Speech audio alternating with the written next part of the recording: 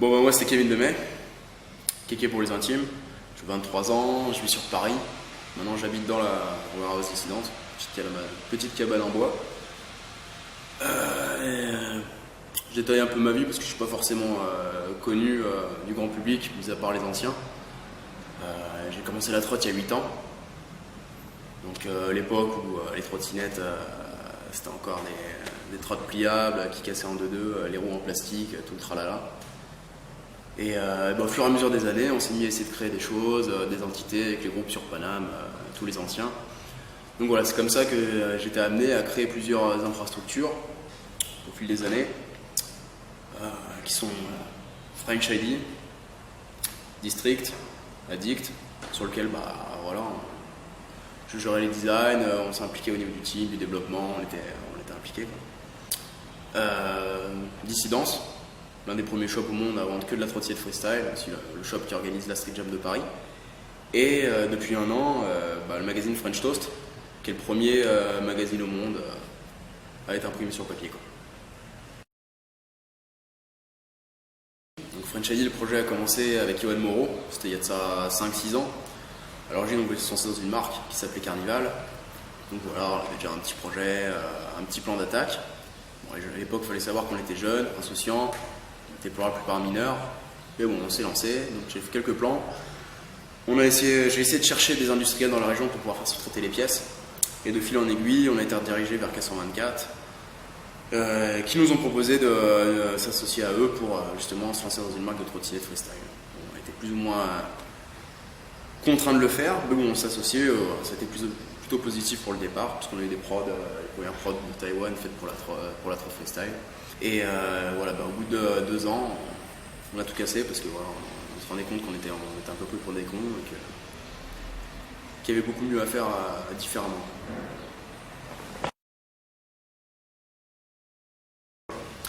Donc à la fin de French ID, quand il commençait vraiment à y avoir des tensions entre nous et K124, donc French ID, je me suis mis à discuter avec Marcel Verstappen, un mec de 45 ans à peu près, qui vivait en Hollande, qui était propriétaire de la société FSP. Donc, à l'époque déjà, il fabriquait les roues Eagle et il commençait à s'investir dans le milieu de la trotte. Et il avait pour projet de créer une marque de trottinette. Bon, à l'époque, c'était un projet brouillon. Et moi, je savais faire des designs, Yo aussi. On avait une communication, on avait une team à disposition. Donc on s'est dit, pourquoi pas essayer de commencer à créer quelque chose ensemble sur laquelle on serait associés. Donc, moi et Yoann, propriétaire de la marque en question. Et on a commencé comme ça. Donc on est parti le voir. Tout s'est bien passé. On s'est lancé sur le projet, on a signé des pré-contrats. Et c'est après la suite de ça qu'il nous a proposé de créer 2 marques, 2 entités. On s'est dit pourquoi pas. Ça peut permettre d'avoir 2 images différentes. Une marque plus entrée de gamme, donc District, qui est devenue District, sur laquelle pour faire tourner la machine, qui s'adresse plus à des riders qui commencent, qui débutent, et une marque haut de gamme, justement, sur laquelle on pourrait se lâcher sur la com, l'identité, avoir une image un peu plus trash qui nous ressemble, et avoir plus de liberté. Voilà comment est né Addict.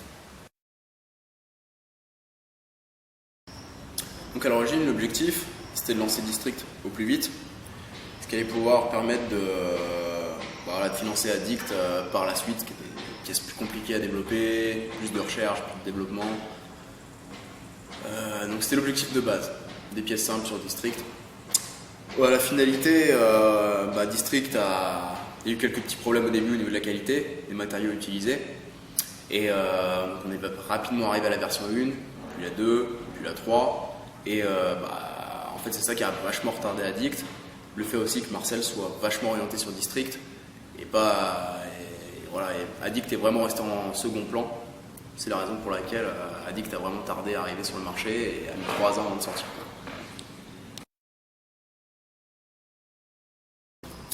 Alors mon rôle sur District et Addict, c'était de créer les pièces 3D, c'est-à-dire créer vraiment sur ordinateur du début jusqu'à la fin, en partant de rien, une pièce de trottinette qui puisse être agréable à rouler, quoi.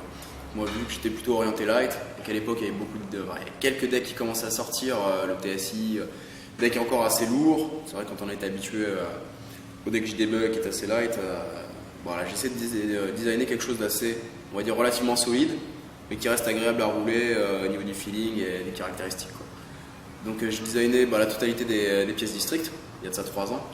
Et dans la foulée, j'ai dessiné les pièces addicts, enfin 95% des pièces addicts, et Johan qui a dessiné un modèle de guidon qui était dérivé le modèle de Matt, d'Alex, de Yo et de JD. Enfin, toutes les autres pièces, sinon j'ai dû m'en charger. Lors des premiers soucis district, du premier deck V1, dans lequel un mauvais aluminium avait été utilisé, raison pour laquelle il cassait directement, j'ai dû partir 2 semaines en Chine, dans les usines, pour le suivi de la fabrication, hein, tous les traitements derrière. Il faut savoir qu'il y a au moins une vingtaine d'usines dans lesquelles il faut aller, suivre tous les processus. À la suite de ça, je suis retourné là-bas 2 fois, une fois avec Johan, pendant un mois, un peu plus d'1 mois, et une 3e fois pour la prod addict, il y a de ça un peu moins d'1 an. Donc je suis parti là-bas quand même environ 3 mois.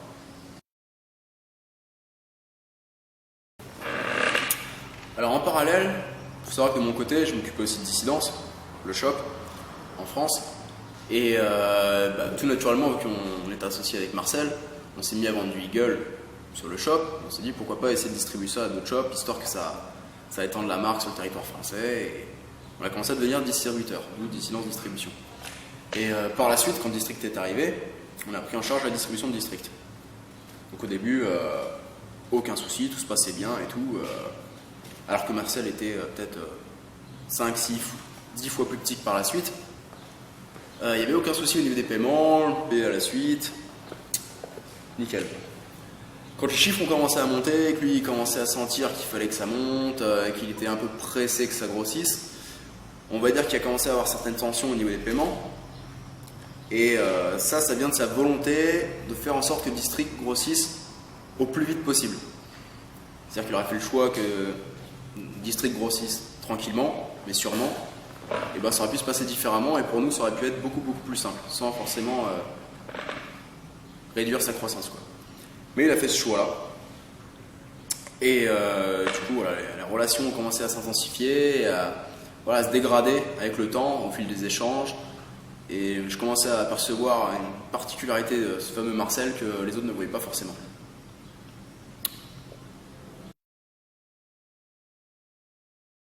Donc alors quand l'histoire du deck V4, enfin le nouveau deck District qui est censé sortir bientôt, entrée de gamme, l'histoire est un peu comique parce qu'à l'origine c'était un deck que j'ai designé pour micro.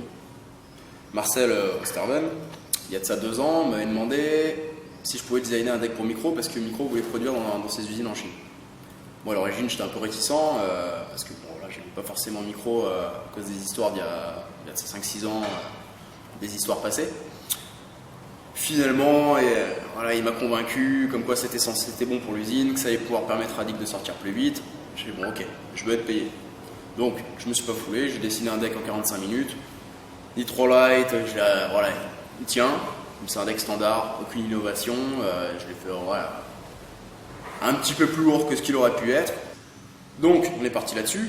Au bout d'un an, il s'est mis à lancer la production. Et c'est cette production-là qui est arrivé au même moment que la production Addict.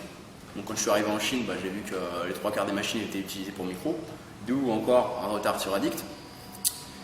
Et finalement, au dernier moment, alors que les productions étaient à moitié faites, il a eu une embrouille avec micro. Il y a 2 versions, l'histoire de Marcel et l'histoire de micro, moi je m'en fous. Dans tous les cas, il a vu avec ses avocats et il a choisi de réutiliser les plans pour District. Pour moi, c'était une erreur stratégique parce que les plans, la trotte, même si elle fonctionne, ça n'a rien à voir avec District, quoi. Il n'y a pas d'innovation, même si District c'est une marque d'entrée de gamme, dans tous les cas, j'essaie quand même de faire des choses qui évoluent, qui changent et qui ne soient pas ordinaires, on va dire. Et là, il voulait réutiliser ça pour une trotte District, parce que c'est dommage.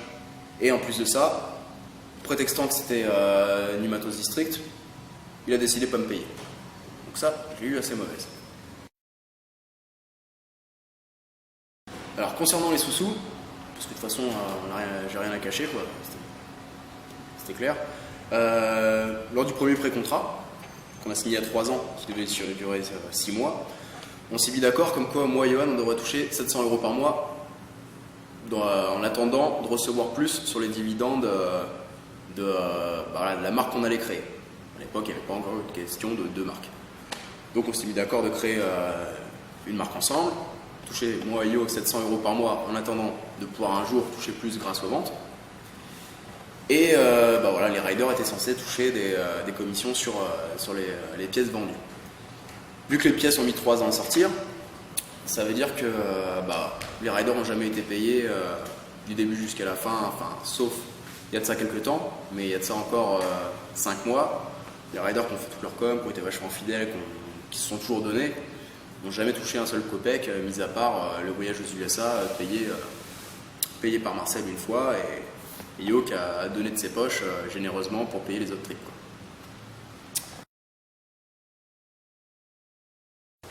Vu que tout avançait à la confiance depuis le départ, et qu'on avait encore en tête le premier pré-contrat, qu'on a gardé en tête longtemps sans même se rendre compte qu'il était déjà obsolète, la finalité, non, on n'a jamais signé de contrat, c'est-à-dire que les riders, jusqu'à pendant les 3 premières années, n'ont jamais signé de contrat. Moi, j'ai jamais signé de contrat stipulant que j'étais propriétaire des marques en développement. Johan non plus. Donc, à ce niveau-là, il a toujours fait courir les choses et nous mettre en attente, nous faire espérer. Sauf qu'arrivé à un moment, on commence à se poser des questions, quoi. Il y a 6 mois, j'ai dit j'arrête tout. Et il y a plusieurs raisons à cela, et il y en a beaucoup en fait. Si je devais tout expliquer, je pense qu'il faudrait une vidéo de plusieurs heures. Je vais essayer de faire court. Déjà, les relations entre moi et Marcel, c'était complètement dégradé. C'est-à-dire qu'il n'écoutait absolument plus mes avis. Je pouvais dire quoi que ce soit pour essayer de faire évoluer les choses, comme des conseils sur l'erreur stratégique des micros. Il ne voulait pas entendre, pas écouter. Bon, c'est son souci. Après, autre chose que je trouvais vachement bizarre, et irresponsable de sa part, c'est le fait qu'il ne soit jamais retourné en Chine depuis 2 ans, alors que c'est là-bas que les choses se passent, que les soucis peuvent arriver, que c'est là-bas dont dépend la régularité des productions et la qualité. Et c'est à nous de tout faire. Et ça fait 2 ans qu'il n'est pas retourné en Chine. Donc ça, je trouve ça aussi aberrant. Au-delà de ça, il faut savoir qu'il y a eu 1 an presque, il a retiré la distribution de District à Dissidence. Il faut savoir que la distribution de District, c'était 80% de notre chiffre, et il le savait clairement, donc ça veut dire que fin de la distribution de District, ça voulait dire quasiment fin de Dissidence. Donc on était dans une période vachement critique. Il a refilé la distribution à une grosse société, plusieurs dizaines, voire centaines de millions de capital, et qui certes pouvait très bien faire le rôle de distributeur, mais qui n'avait pas du tout la même implication que nous dans le milieu de la trotte, et au niveau des rider core, au niveau de l'image que ça représentait, au niveau de son l'implantation de District sur le marché, quoi. D'autres raisons à ça, finalement on s'est rendu compte, à ce moment-là, moi j'ai réellement pris conscience qu'au final on n'était absolument pas propriétaire de District, parce que mon avis avait absolument pas compté dans les prises de décision, vu qu'on avait toujours rien signé. Encore naïf, une fois de plus. Et District commence à prendre une stratégie vachement plus commerciale qu'avant. Et ça, c'est ce que je déteste par-dessus tout. Vous savez, pour moi, c'est la raison pour laquelle le sport peut se mettre à couler à un moment ou un autre. C'est-à-dire qu'il s'éloigne du milieu des riders pour aller vers une rentabilité pure et s'engager du côté du business. Du coup, il venait d'utiliser le deck V4 pour l'année suivante, donc il était nickel au niveau des plans, il avait assez de quoi faire pour tenir encore pas mal de temps. Et moi j'étais assez occupé à essayer de devoir sauver la situation de Dissidence pour pouvoir encore continuer à faire des plans pour lui gratuitement pour une marque qui m'intéressait plus. Donc j'ai fait le choix d'arrêter de designer pour lui les pièces District, qui au final me concernaient plus parce que j'avais plus envie de développer, j'avais envie de me concentrer sur Addict. À la suite de ça, il a décidé, comme ça, sans me prévenir, dans un mail adressé à Cyril, de me retirer mes 700 € par mois. Il faut savoir qu'à l'époque, je touchais pas d'argent de Dissidence, parce qu'on versait tous les profits pour faire évoluer la chose. Il n'y avait pas encore French Toast, donc les 700 € par mois que je touchais, c'était le seul argent avec lequel je vivais. Bon, ça peut paraître beaucoup par certains, mais pour vivre, c'est pas énorme. Et du jour au lendemain, il me les a retirés. À partir de là, je me suis dit, là c'est trop. Sachant qu'au-delà de ça, on devait aussi avoir la distribution. On attendait sur la distribution d'Addict, la sortie d'Addict qui était retardée, pour pouvoir enfin reprendre avec Dissidence et peut-être survivre. Et la seule chose qu'il a réussi à trouver, c'était diviser nos marges par deux. Donc, ouais, concrètement, la seule envie qu'il avait, c'était de réduire notre efficacité via Dissidence. Donc voilà, à cette époque-là, je ne comprenais pas forcément tous mon point de vue, parce que j'étais le seul à visualiser les choses sous cet angle-là, via Dissidence, via le fait que j'ai accès aux chiffres, via ma relation avec Marcel qui était un peu différente. Et du coup, j'expliquais la situation aux autres. Et évidemment, les autres, normal, ils attendent depuis 3 ans qu'enfin ça sorte, de pouvoir enfin vivre avec, énormément d'investissement. Et l'argent allait enfin peut-être commencer à venir. Moi j'ai fait bon, j'arrête tout, j'ai déjà un bras comme ça dans le cul. J'ai pas envie de continuer sous le même rythme. Moi j'arrête. J'ai renoncé à mes hypothétiques 15% que j'étais peut-être censé avoir dans le futur si tout se passe bien. Et pour arrêter de perdre du temps inutilement et en espérant que tous les autres arrivent peut-être à réussir à toucher de l'argent.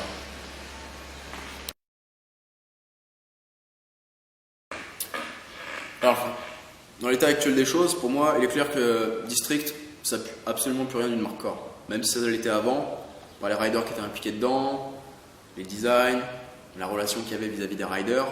Aujourd'hui, ça a pris une stratégie totalement différente, donc ça apporte absolument plus rien en sport. Et je vous invite à boycotter si vous le sentez, quoi. Ça fera pas de mal. Par contre, sur Addict, c'est différent. Et il faut savoir que les riders qui sont dedans, c'est des amis. Ils sont toujours impliqués, ils dépendent de ça pour réussir à en vivre. Donc ouais, non, juste pour ça, et jusqu'à ce que, tant que ces riders-là seront sous la bannière Addict, il faudra continuer à supporter la marque parce que ils ont du mérite et ils ont toujours été fidèles à leurs principes. Et voilà, ils méritent de enfin commencer à réussir à vivre.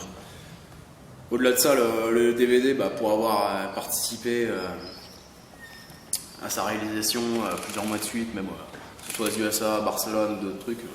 Je sais que ça va être du lourd, donc ça vaut le coup d'attendre. Et les pièces, c'est de la tuerie. Il y a eu un souci de fabrication en Chine au niveau du deck, au niveau de l'axe arrière. C'est une petite erreur qui est facile à modifier. J'espère pour eux qu'ils vont la modifier. Mais normalement, les pièces Addict, c'est censé être de la bonne qualité et des pièces innovantes dans l'état actuel des choses, quoi. Alors, comme on dit, jamais 203. On a voulu créer une marque créée par des riders pour des riders avec K124, French ID. Ça n'a pas réussi. Nouvelle expérience avec Marcel et FSP via Eagle et District Addict. C'était bien parti au départ, mais là, comme vous avez pu l'entendre, c'est parti en quenouille. Donc là, on s'est relancé sur un nouveau projet. Moi et Cyril, donc petite équipe de dissidence. Pour essayer de faire quelque chose de nouveau sur lequel on n'aura pas de pression extérieure, c'est-à-dire que pas d'investisseurs, on met tout en jeu, on risque le tout pour le tout, mais on y croit, de toute façon qui ne tente rien à rien, et on espère vraiment sortir un projet qui déboîte encore plus que tout ce qui avait pu être fait avant, quoi.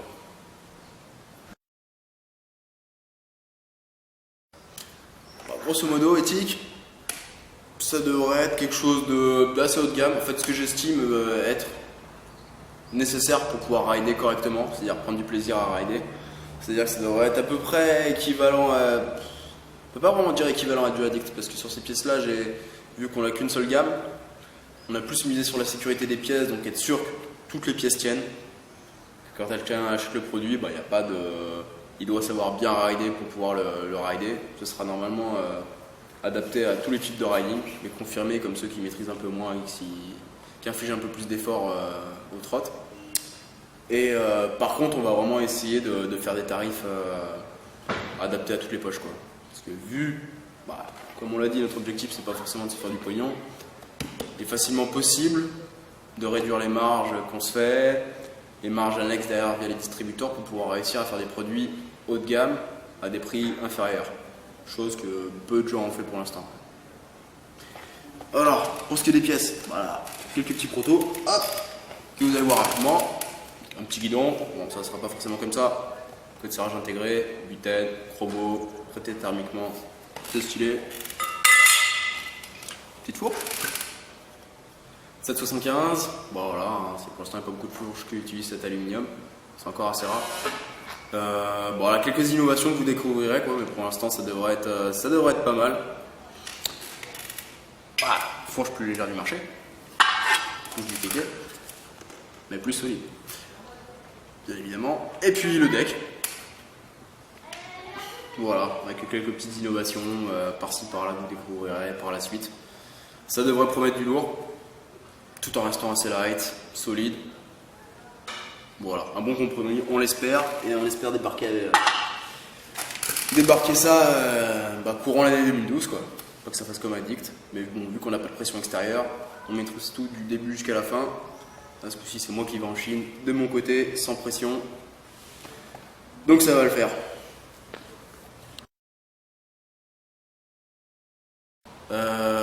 Niveau du team, on a 2-3 personnes avec nous qu'on connaît depuis quelques temps, voire pas mal de temps, des gens bien, en qui on a confiance, simple, pas de prise de tête, qui kiffent rider, simplement rider.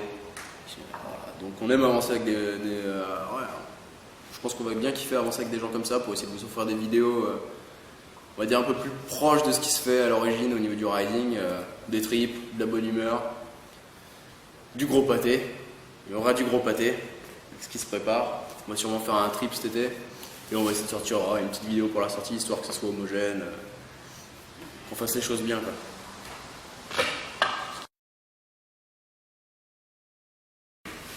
Pour la suite, éthique, on essaie, voilà, j'ai déjà, on va dire 2 ans de pièces en avance déjà designées pour la suite, donc il n'y a pas de souci pour les évolutions futures.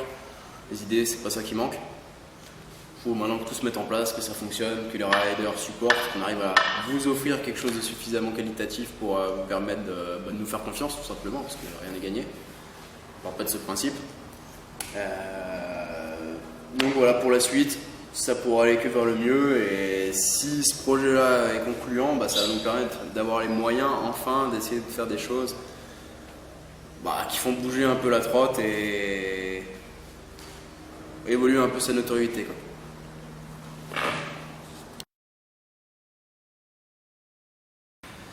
Petit mot de la fin, parce qu'il faut bien qu'il y en ait un. Donc déjà, je voudrais remercier toutes les personnes qui ont pris le temps d'écouter mon long discours un peu endormi après une nuit blanche.